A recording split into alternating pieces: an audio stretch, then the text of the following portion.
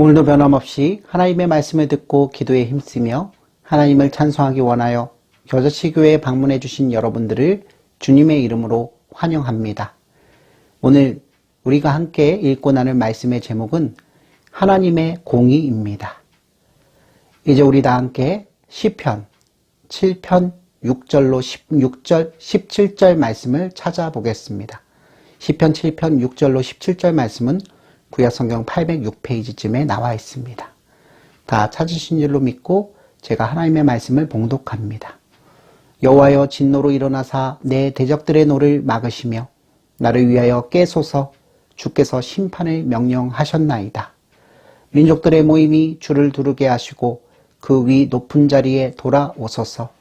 여호와께서 만민에게 심판을 행하시오니 여호와여 나의 의와 나의 성실함을 따라 나를 심판하소서. 악인의 악을 끊고 의인을 세우소서. 의로우신 하나님이 사람의 마음과 양심을 감찰하시나이다. 나의 방패는 마음이 정직한 자를 구원하시는 하나님께 있도다. 하나님은 의로우신 재판장이시며 매일 분노하시는 하나님이시로다.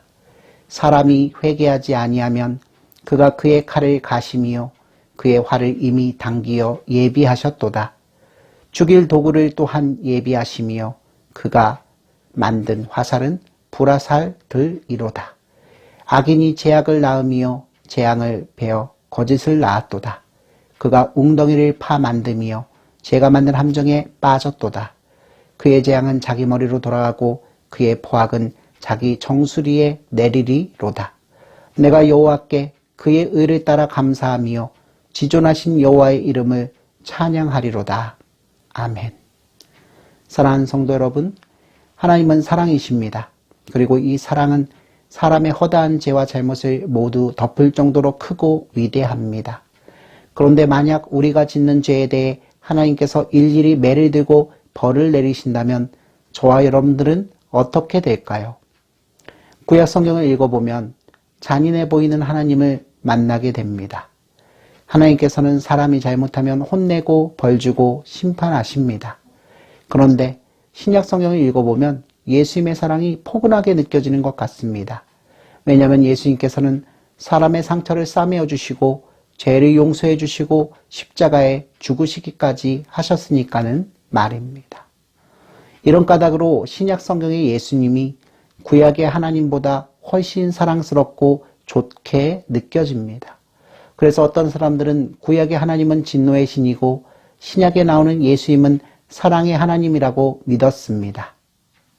그래서 이 사람들은 구약 성경을 버리고 신약 성경만 좋아했습니다.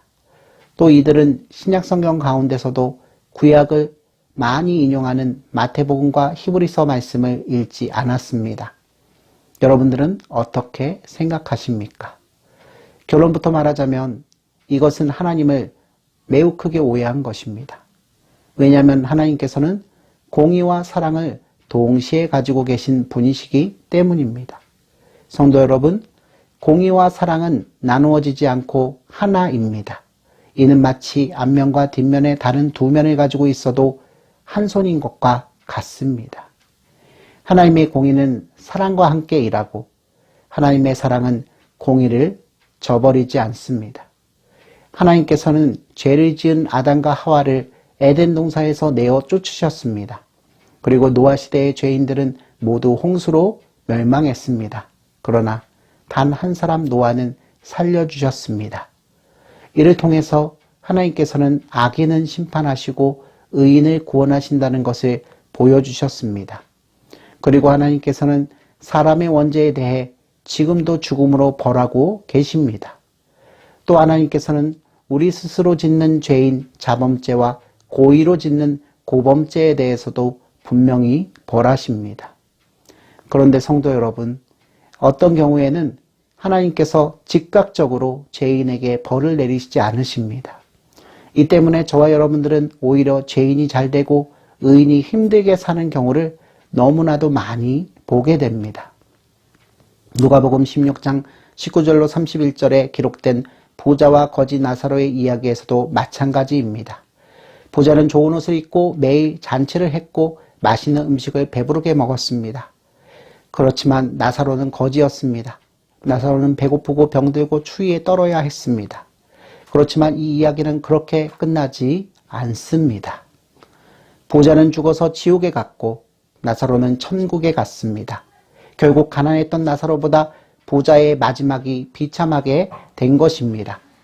부자는 이 세상에서 벌을 받지 않는 것 같지만 사실은 이미 벌을 받고 있었습니다. 존경하는 성도 여러분, 죄를 지으면서도 잘 되는 것 자체가 하나님의 심판입니다. 죄인이 죄를 지어도 잘 되도록 놓아두는 것 자체가 하나님의 심판입니다. 이런 의미에서 죄인이 죄를 지어도 잘 되도록 놓아두는 것은 복이 아니라 벌입니다. 결국 죄인은 심판의 때에 영원한 형벌을 피할 수 없게 될 것입니다. 오늘 하루도 우리 구주 예수 그리스도께서 이루신 십자가의 공로 때문에 우리가 죄인이 아닌 의인으로서 하나님께 여김받게 된 것을 기뻐하며 언제나 하나님을 찬양하는 저와 여러분 모두가 되시기를 주님의 이름으로 축원합니다. 아멘.